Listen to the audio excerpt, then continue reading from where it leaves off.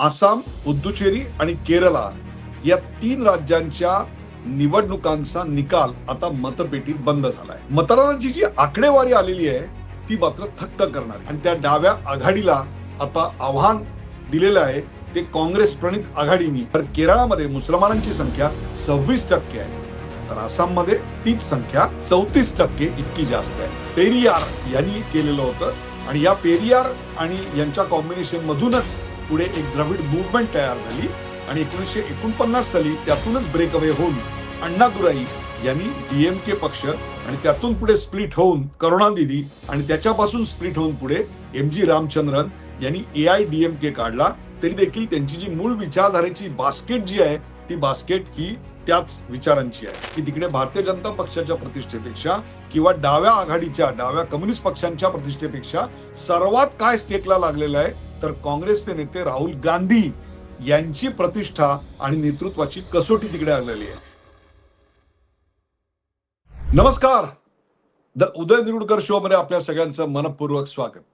प्रेक्षको, आसाम, पुद्दुचेरी आणि केरला या 3 राज्यांच्या निवडणुकांचा निकाल आता मतपेटीत बंद झालाय. मतदारांची जी आकडेवारी आलेली आहे ती मात्र थक्क करणारी आहे. काय आहे ती आकडेवारी? आपण आसामचं उदाहरण घेऊया.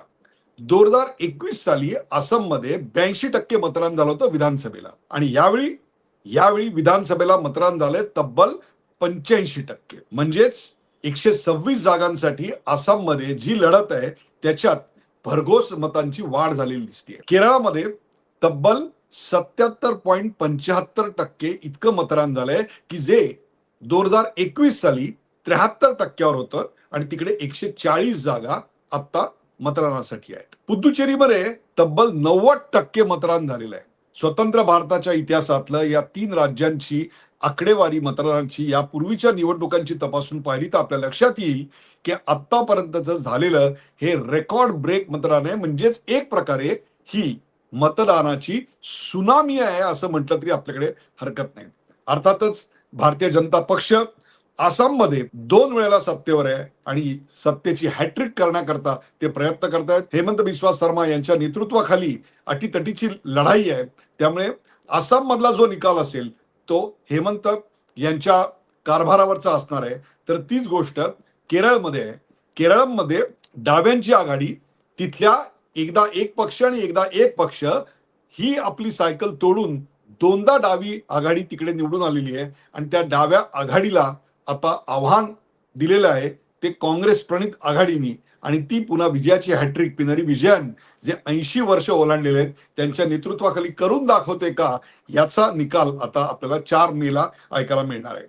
परंतु हे जे निवडणुकीचे मतदानाचे आकडे आहेत ते निश्चितच थक्क करणारे आहेत आणि याचं निसंशय श्रेय हे आपण इलेक्शन कमिशनला, निवडणूक आयोगाला दिलं पाहिजे. याचं कारण त्यांनी यावेळी मतदानाच्या बाबतीत जी जागृती केलेली होती भाग क्रमांक 1, भाग क्रमांक 2 त्यांनी मतदार याद्या निर्दोष करण्याकरता तो एसआयआरचा एक्सरसाइज त्यांनी इतक्या रिलिजियसली पार पाडलेला होता की मतदार याद्या बहुतांशी निर्दोष झालेल्या आहेत आणि त्याच्यामुळे निर्वाचन आयोगाचं या इतक्या प्रचंड मोठ्या आकडेवारीबद्दल आपण अभिनंदन केलं पाहिजे. भारतासारख्या अत्यंत विषमतेनं भरलेल्या या देशामध्ये अशा प्रकारच्या निवडणुका एकाच वेळी आणि इतक्या प्रचंड मतांनी घेणं आणि ते देखील कोणत्याही अशा मोठ्या हादस्याविना याला फार विशेष महत्व आहे. आता गंमत अशी आहे, सर्वात इंटरेस्टिंग लढाई आहे माझं मत आहे ती केरळामध्ये. कारण केरळामध्ये जर डाव्यांचा पराभव झाला, पिनारी विजयन यांच्या नेतृत्वाखाली मार्क्सवादी कम्युनिस्ट पक्षाचा जर पराभव झाला तर यापूर्वी सातत्यानं पश्चिम बंगालमध्ये डावे निवडून यायचे, त्याच्या खालोखाल केरळमध्ये यायचे. एकदा तर त्यांचे संसदेमध्ये तब्बल 61 खासदार निवडून आलेले होते. आज या सगळ्या पार्श्वभूमीवर जर डाव्या विचारसरणीचा इथे पराभव झाला तर संपूर्ण भारतातून त्यांचं पॉलिटिकल रिप्रेझेंटेशन शून्य झाल्यात जमा होईल. एवढंच काय तर संपूर्ण दक्षिण आशियातून कम्युनिझमचा विचार हा सपाटून मार खाईल ही अशी आत्ताची लक्षणं आहेत. आसाममध्ये नेमकं काय चित्र आहे ते आपण पाहूया. आसाममध्ये 2021 साली एनडीएला म्हणजे भाजप प्रणित एनडीएला 44.51% मतदान होतं आणि त्याला 75 जागा मिळाल्या होत्या. आता या 75 पैकी 60 जागा फक्त भारतीय जनता पक्षाला होत्या आणि बाकीच्या आसाम गण परिषद आणि इतर त्यांच्या घटक पक्षांना होत्या.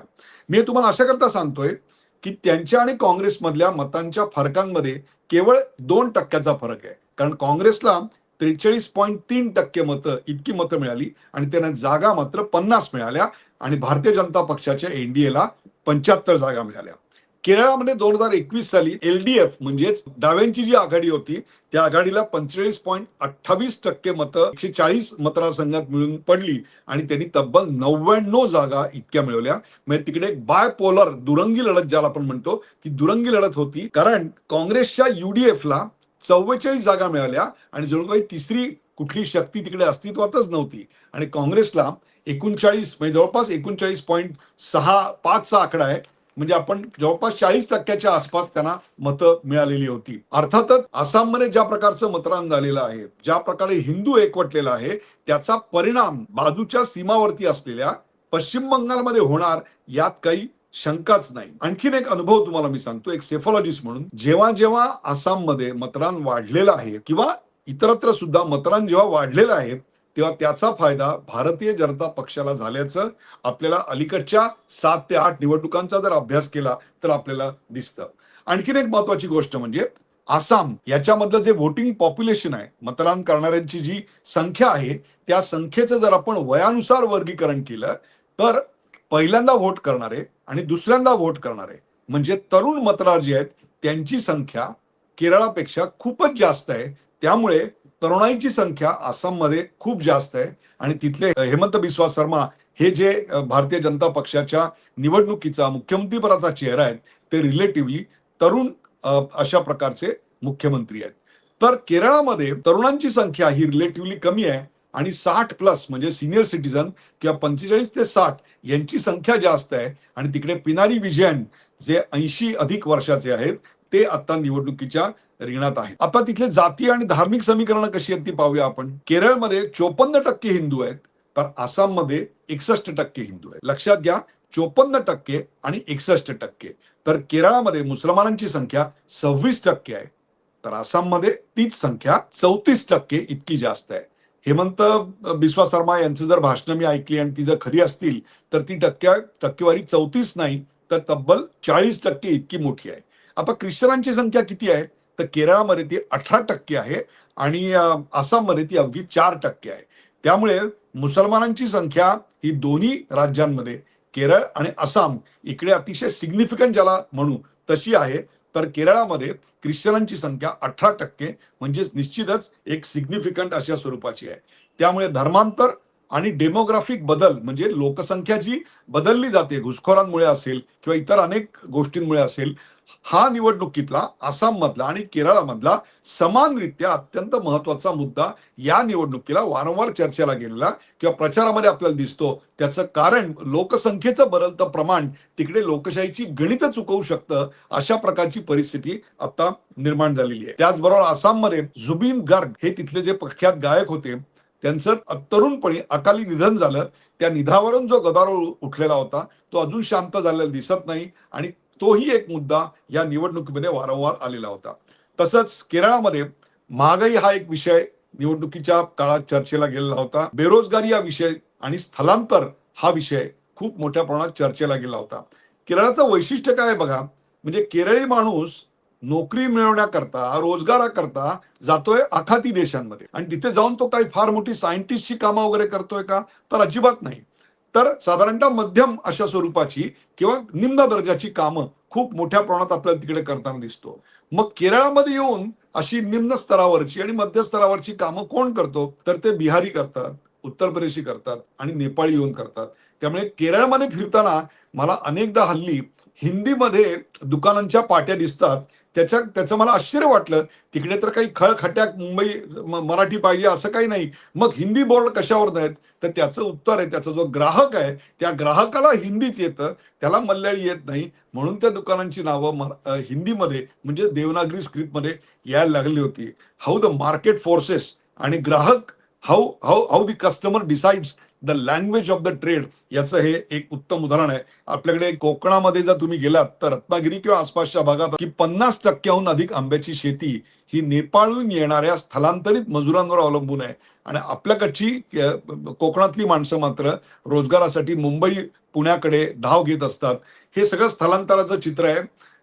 तुंबे हे जे आपल्याकडचे एक अतिशय प्रख्यात संशोधक आहेत, त्यांचं या विषयावरचं चिन्मय तुंबे आय एम ला प्रोफेसर आहेत अहमदाबादला, त्यांचं या विषयावरचं एक उत्तम पुस्तक आहे. कधीतरी त्याविषयी आपण बोलूया. परंतु या मतदानाचं आणखीन एक वैशिष्ट्य जे मी पाहिलं जेव्हा मायक्रोस्कॉपिकली मी जेव्हा मतदारसंघ बाय मतदारसंघ गेलो किंवा त्याच्याही खाली जाऊन बूथ बाय बूथ गेलो, तेव्हा लक्षात आलं की हिंदू बहुल क्षेत्रामध्ये प्रचंड मोठ्या प्रमाणात मतदान झालेलं आहे. म्हणजेच या दोन्ही ठिकाणी जे एक दडपण होतं हिंदूंना मतदानाचं, ते दडपण दूर झालं. मतदार याद्या शुद्ध झाल्या आणि त्याच्यामुळे एका खुल्या वातावरणात हिंदू मतदानाला बाहेर पडलेला आहे. त्यामुळे आसाममध्ये जाती माती भेती या विषयावर भारतीय जनता पक्षाने आपल्या प्रचाराची संपूर्ण मदार ठेवलेली होती. मला आसाम ही एक अतिशय महत्वाची केस अशा करता वाटते, कारण मतदारसंघांच्या पुनर्रचनेचं कार्य संपूर्ण भारतभर सुरू झालेलं आहे. त्यात पुनर्रचना झाल्यानंतर पहिल्यांदा व्होटिंगला जाणारं पहिलं जर राज्य कुठलं असेल तर ते आसाम आहे. पुनर्रचना झाल्यानंतर पहिल्यांदाच आसाममध्ये निवडणूक होती आणि त्याचं वैशिष्ट्य असं आहे की पुनर्रचना झाल्यानंतर जे मुस्लिम बहुल मतदारसंघ होते त्यांची संख्या 32 वरून 22 पर्यंत इतकी खाली घसरलेली आहे.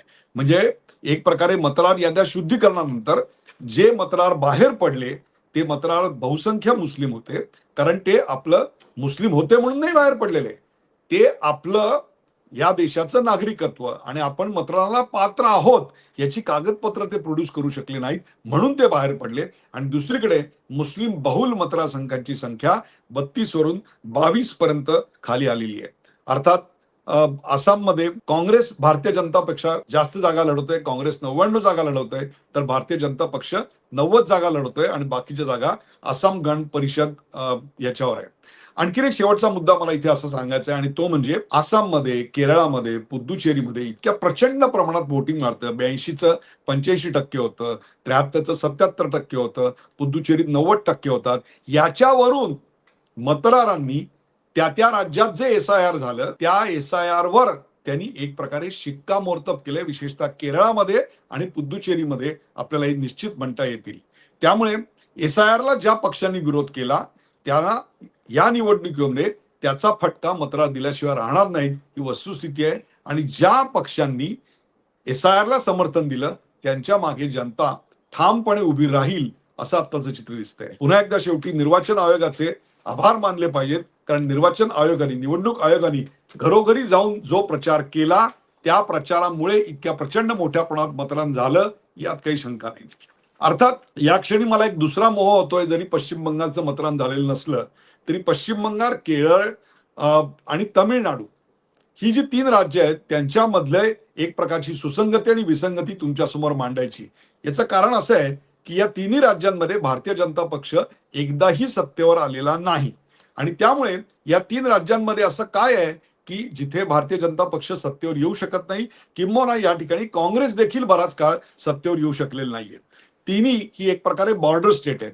ही बॉर्डर स्टेट अशा करता म्हणतो, तमिळनाडूला लागून कुठला लगेच देश आहे अशातला भाग नाही, परंतु तमिळनाडू असेल किंवा पश्चिम बंगाल असेल किंवा केरळ असेल, या तिन्ही ठिकाणी समुद्र आहे आणि समुद्र असल्यामुळे ती सीमावर्ती राज्य आहेत असं मी म्हणतो. आता जेव्हा 1956 साली राज्यांची पुनर्रचना करण्यात आली आणि त्याकरता जी स्टेट रिऑर्गनायझेशन कमिटी नेमण्यात आलेली होती आणि त्यातून जी राज्य रचना आपल्याकडे पुढे आली, त्याच्यामध्ये तमिळनाडूमध्ये पहिल्यांदा जेव्हा निवडणुका झाल्या तेव्हा पहिली 10 वर्ष त्या निवडणुकांवर निर्विवाद वर्चस्व हे फक्त आणि फक्त काँग्रेसचं होतं. परंतु त्यानंतरची 59 वर्ष हे द्रमुक पहिल्यांदा, नंतर अण्णा द्रमुक आणि नंतर कधी द्रमुक तर कधी अण्णा द्रमुक, कधी अण्णा द्रमुक तर कधी द्रमुक, अशी 59 वर्ष सत्ता होती. भारतीय जनता पक्षाला तमिळनाडूमध्ये आतापर्यंत चंचू प्रवेश देखील करता आलेला नाही. त्याची कारणही आपण आता बघणार आहोत. केरळामध्ये परिस्थिती तशीच होती.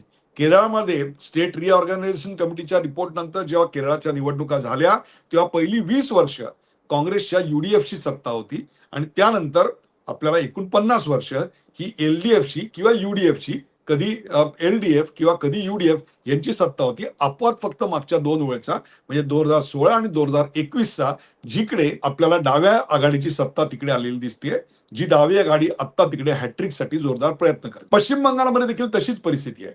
पश्चिम बंगालमध्ये जेव्हा निवडणुका झाल्या तेव्हा पहिली 20 वर्ष त्यावर निर्विवाद वर्चस्व हे काँग्रेसचं होतं. म्हणजे बघा, तामिळनाडूमध्ये पहिली 10 वर्ष, केरळमध्ये 20 वर्ष आणि त्यानंतर पश्चिम बंगालमध्ये देखील 20 वर्ष काँग्रेसची निर्विवाद सत्ता होती आणि त्यानंतर 49 वर्ष ही डावी आघाडी आणि म्हणजे मार्क्सवादी कम्युनिस्ट पक्ष आणि नंतर आता ममता बॅनर्जी यांचा तृणमूल काँग्रेस यांची सत्ता होती. तिकडे देखील भारतीय जनता पक्षाला कोणतीही जागा मिळालेली नाही. हे मी सत्ता त्यांना काबीज करता आलेली नाही. या सगळ्याची कारणं त्या त्या राज्यांची खूप वेगळी आहेत. त्याच्यावर एक खरा वेगळा एपिसोड करता येईल. परंतु आता विषय निघालाय म्हणून थोडक्यात सांगतो की द्रविड ही जी मुवमेंट आहे ती पॉलिटिकल मुवमेंट ही 1916 साली जस्टिस पार्टी ही तिकडे तामिळनाडूमध्ये फॉर्म झाली आणि त्या जस्टिस पार्टीनी पहिल्यांदा non Brahmanical rights, social justice हा नारा लगावला. पुढे 1944 साली दे मर्ज्ड विथ द्राविडार कझगम असं आपण म्हणूया, की ज्याचं नेतृत्व फेमसली नोन ॲज पेरियार यांनी केलेलं होतं आणि या पेरियार आणि यांच्या कॉम्बिनेशन मधूनच पुढे एक द्रविड मुवमेंट तयार झाली आणि 1949 साली त्यातूनच ब्रेक अवे होऊन अण्णादुराई यांनी DMK पक्ष आणि त्यातून पुढे स्प्लिट होऊन करुणानिधी आणि त्याच्यापासून स्प्लिट होऊन पुढे MG रामचंद्रन यांनी AIDMK काढला. तरी देखील त्यांची जी मूळ विचारधारेची बास्केट जी आहे ती बास्केट ही त्याच विचारांची आहे. केरळमध्ये मात्र असं नाहीये. केरळमध्ये कम्युनिस्ट सरकार पहिल्यापासून कम्युनिस्ट सरकार आलं आणि ते नंबूद्रिपाद यांच्या नेतृत्वाखाली आपल्याला सत्तेवर आलेलं दिसलेलं आहे. आणि ते जे सरकार सत्तेवर आलं ते साधारणतः अँटी कास्ट आणि अँटी उच्च वर्णीय अशा स्वरूपाची भूमिका घेऊन त्यांनी जनाधार आपला व्यापक करत नेला. श्री नारायणा गुरु आणि अय्यक्कली यांनी एकमेकाशी मर्ज करून कम्युनिस्ट थिंकिंग त्यांनी स्वीकारलं आणि म्हणून तिकडे कम्युनिझम रुजले. कम्युनिझम स्वतःहून तिकडे रुजले असं काही झालेलं नाही आहे. परंतु पश्चिम बंगालमध्ये स्वातंत्र्याच्या पूर्व काळापासून राष्ट्रीयत्वाचे वारे वाहत होते आणि या देशाला स्वातंत्र्य मिळवण्याकरता पश्चिम बंगालमधून फार मोठं योगदान क्रांतिकारकांनी केलेलं होतं. तिकडे नॅशनलिझम हा जो कॉलोनियल इंडियातला एक स्वर होता त्याची जी नाळ जोडली गेली ती नाळ कम्युनिझमची तेव्हापासून जोडली गेली आणि मग तिकडे ज्या ज्यूट मिल्स वगैरे या सगळ्या छोटी मोठी कारखानदारी होती, जमीनदारी होती, त्याच्यामध्ये कुठेतरी CPIला आपली मुळं रुजायला एक प्रकारे जागा मिळाली. त्यातूनच नक्षलबारीचं सगळी गोष्ट घडली आणि मग आपल्याला माहिती आहे त्या नक्षलबारीतूनच पुढे एक नक्षलवाद आलेला आहे. मी तुम्हाला अशा करता सांगतो की या सगळ्या स्टेटमध्ये भारतीय जनता पक्षाचा विचार हा अजून पूर्णपणे रुजलाय असं आपण म्हणता येत नाही. अपवाद पश्चिम बंगालचा, तिकडे मात्र चित्र मागच्या 2 निवडणुकांमध्ये झपाट्याने बदलत आहेत. अर्थात निवडणुका झालेल्या आहेत, निकाल बाकी आहे. केरळमध्ये काय स्टेकला आहे तर 2 वेळेला कम्युनिस्ट आता तिकडे निवडून आलेले आहेत की जिकडे आतापर्यंत एकदा कम्युनिस्ट आले की पुन्हा कम्युनिस्टांना 5 वर्ष वाट पाहायला लागायची किंवा काँग्रेस आलं तर त्यांना 5 वर्ष वाट पाहायला लागायची. परंतु ती जी साखळी होती, सायकल होती, ते सायकल मात्र कम्युनिस्टांनी तोडलं आणि सलग 2दा आपल्याकडे कम्युनिस्ट तिकडे निवडून आलेले आहेत 2016 आणि 2021 साली. परंतु त्यांचं नेतृत्व ज्यांच्याकडे आहे पिनारी विजयन, त्यांनी मात्र आता 80 पार ओलांडलेली आहे आणि त्यामुळे त्यांची पक्षावरची आणि एकूणच मतदारांवरची पकड कमी झाली आहे आणि 10 वर्ष राज्य केल्यानंतर तुम्ही काही प्रत्येकाला खुश ठेवू शकत नाही. त्यामुळे त्यांच्या विरोधातले जे स्वर आहेत ते स्वर आपल्याला खूप वाढलेले दिसतात. कारण perception matters than the reality आणि ते जे आत्ताचं परसेप्शन आहे ते त्यांच्या विरोधात निश्चित आहे आपल्याला असं दिसेल. त्यामुळे 2 वेळची अँटी इन्कम्बन्सी, करप्शनचे चार्जेस पिनारी विजयन यांच्या सत्तेवर आणि एकूणच जी मतदारांना दिलेली आश्वासनं होती ती पूर्ण करण्यात अयशस्विता, या सगळ्यामुळे काँग्रेससाठी सर्वात फेवरेबल वातावरण कुठे असेल तर ते केरळमध्ये आहे. आणि केरळ त्यांच्यासाठी का महत्वाचं आहे कारण तिकडे आता वायनाडमधून पहिले राहुल गांधी आणि नंतर प्रियांका गांधी निवडून येत आहेत. त्या वायनाडचा जो मतदारसंघ आहे तो या केरळमध्येच येतो आणि KC वेणुगोपाल हे जे राहुल गांधींचे एक प्रकारे ब्ल्यू आईड बॉय म्हणा, राईट हँड मॅन म्हणा, ते तिकडे निवडणुकीत मुख्यमंत्री पदाचा चेहरा म्हणून एक प्रकारे आपण म्हटलं तरी हरकत नाही. त्यामुळे राहुल गांधी यांच्या नेतृत्वाची कसोटी जर कुठे असेल सर्वात जास्त असेल तर ती केरळमध्ये आहे. यांचं कारण KC वेणुगोपाल केरळमध्ये दोनदा कम्युनिस्टांची सत्ता, त्याच्यानंतर आली अँटी इन्कम्बन्सी, प्रियांकाचं तिकडे वायनाडमध्ये खासदार असणं, आणि त्यामुळे सर्वात मोठी लढाई जर आता राहुल गांधींच्या आयुष्यातली कुठली असेल तर ती केरळमध्ये आहे. तीच गोष्ट आसाममध्ये आहे.